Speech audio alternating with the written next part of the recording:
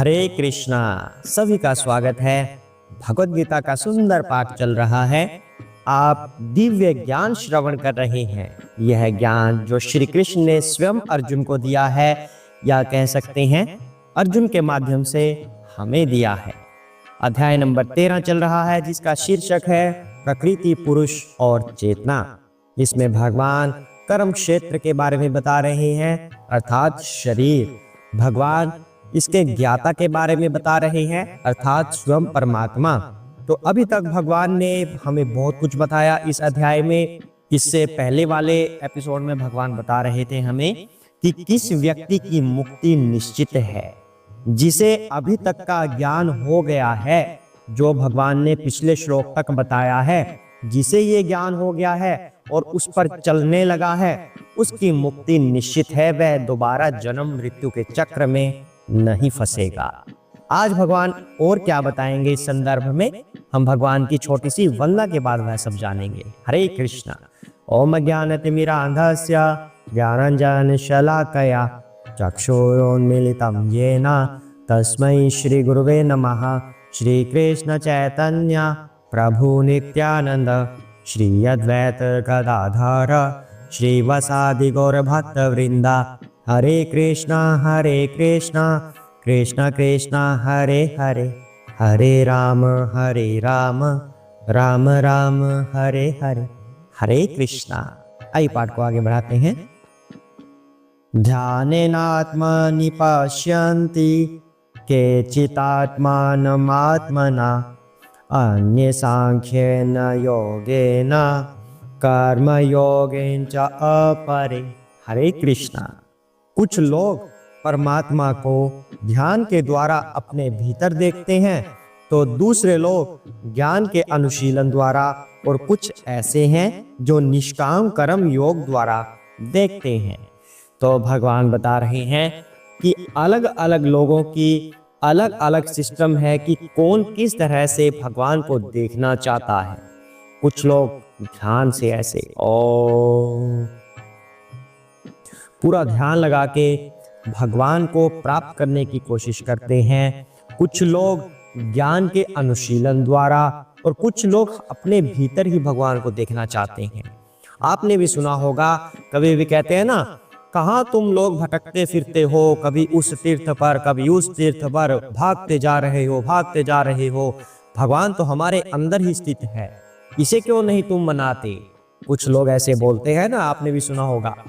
तो भगवान वही कह रहे हैं, कुछ लोग भगवान को अपने भीतर देखने का प्रयास करते हैं।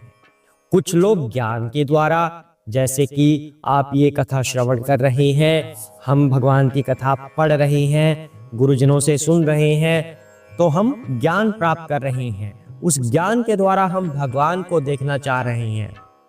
इस तरह से भगवान बताते हैं कि अलग अलग वे हैं, लोगों के अलग अलग रास्ते हैं, सबके अलग अलग तरीके हैं कि कौन किस तरह से भगवान को देखना चाह रहा है। पर किसी भी तरीके से देखें, भगवान की प्राप्ति हर तरह से हो सकती है। भगवान हर तरह से प्रसन्न है कि कम से कम उसका भक्त उसके पास आना तो चाह रहा है, चाहे तरीका कुछ भी हो। हरे कृष्णा। अन्ये तु एवम् अजानन्तः श्रुत्वा अन्येभ्यः उपासते ते अपि च अतितरन्ति एव मृत्युं श्रोति परायणः। हरे कृष्णा। ऐसे भी लोग हैं जो यद्यपि आध्यात्मिक ज्ञान से अवगत नहीं होते, पर अन्यों से परम पुरुष के विषय में सुनकर उनकी पूजा करने लगते हैं। ये लोग भी प्रामाणिक पुरुषों से श्रवण करने की मनोवृत्ति होने के कारण जन्म तथा मृत्यु के पथ को पार कर जाते हैं। हरे कृष्णा। इतनी इंपॉर्टेंट बात भगवान ने बताई है। कह रही हैं, कुछ लोगों के पास ज्ञान नहीं होता। कहते हैं ना, बिल्कुल सरल स्वभाव का है, उसे तो कुछ पता ही नहीं है, भोला भाला है। तो भगवान कह रहे हैं, ऐसे भोले भाले जो लोग होते हैं, ये भी परम गति को प्राप्त करते हैं। कैसे? बाई चांस कोई गुरु इन्हें मिल जाता है जो ऐसा ज्ञान दे जाता है कि उस ज्ञान के बल पर ये भगवान की आराधना करने लगते हैं। छोटी छोटी कहानियां बहुत सारी हैं जो रियल स्टोरीज हैं जिन्होंने भगवान की प्राप्ति की है। किसी गुरु ने फटकार कर भी कुछ नाम दे दिया व्यक्ति को, अगर उस भोले भाले व्यक्ति को कि तुम बस ये रखते जाओ, ये रखते जाओ, गुस्से में भी अगर बोल दिया तो वह भोला भाला व्यक्ति उसी शब्द को ही रटने लग जाता है। हालांकि वह भगवान का शब्द क्या पता है या नहीं है, पर वो इस भाव से रटता है कि भगवान उसको सुन रहे हैं, तो उसी से उसको परम गति की प्राप्ति हो जाती है। यह बड़ा आश्चर्यचकित सवाल कह सकते हैं आप। तो भगवान ऐसे व्यक्तियों को भी तार देते हैं। भगवान कह रहे हैं कि जो व्यक्ति ज्ञान नहीं रखते वो प्रामाणिक गुरु से या प्रामाणिक व्यक्ति से श्रवण करके ऐसे ज्ञान को प्राप्त कर लेता है, चाहे थोड़ा सा भी ज्ञान क्यों ना प्राप्त करे, उसका अनुशीलन करने के बाद वह परम गति को प्राप्त होता है। श्रवण यहाँ पर शब्द का प्रयोग किया गया है। श्रवण का मतलब क्या होता है? श्रवण लिया गया है च्यवन से। च्यवन मतलब च्यू, चबाना। तो मतलब किसी चीज को चबाना, निगल जाना, यानी कि श्रवण करना और उस पर कार्य करना। इसलिए हमें श्रवण हमेशा करना चाहिए। जो गुरुजन या भक्तजन जो भी हमें बताते हैं, सुनाते हैं भगवान की बातें और आध्यात्मिक बातें, वो सब श्रवण करना चाहिए। और किस तरह से करना चाहिए कि जो ये भक्तजन बता रहे हैं ये मेरे जीवन से कैसे लिंक्ड है, इसको मैं अपने जीवन में कैसे अप्लाई करूं, इसका क्या संबंध है मेरे जीवन से, भगवान का मेरे जीवन से क्या संबंध है, मेरा उनसे क्या रिलेशन है, इस तरह से हमें समझने का प्रयत्न करना चाहिए, इस तरह से श्रवण करना चाहिए।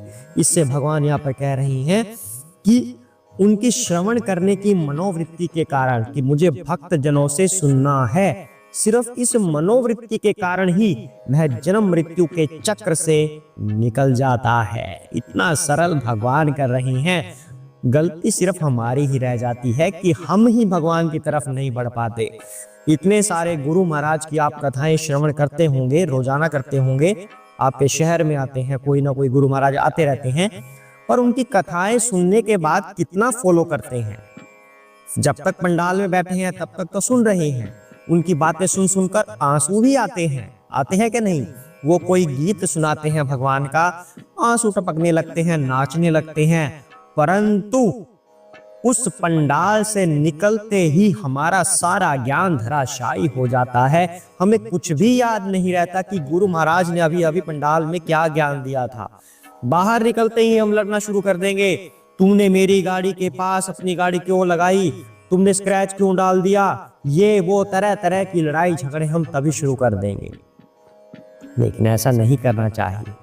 हमेशा प्रामाणिक भक्त जन के सेवा में रहना चाहिए, उनसे श्रवण करना चाहिए, और श्रवण इस तरह से करें कि इसका मेरे जीवन से क्या रिलेशन है, मैं इसे अपने जीवन में अप्लाई कैसे करूं, इस उत्सुकता के साथ, इस मनोवृत्ति के साथ श्रवण करना चाहिए।